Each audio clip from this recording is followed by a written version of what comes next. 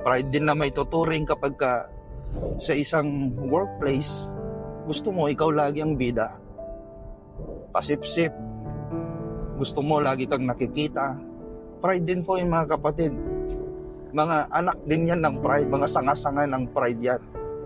Pride din po na may tuturing kapag yung kapwa mo umaangat, masama ang loob mo dahil ang gusto mo nga, ikaw dapat ang mauuna sa kanya. Gusto mo, ikaw lagi ang lamang. Pride din po na may tuturing, lalong-lalo na kapag ikaw po sa isang araw, hindi ka po nag-pray, hindi ka nagbasa ng Bible, dahil parang sinasabi mo na hindi ko na kailangan ng Diyos sa araw na ito. Kaya ko na. Kaya ko na sa aking sarili. Kaya ko na kasi marunong ako, kasi malakas ako, healthy pa ako. Kayang-kaya ko na, hindi ko na kailangan ng Diyos. Parang ganun.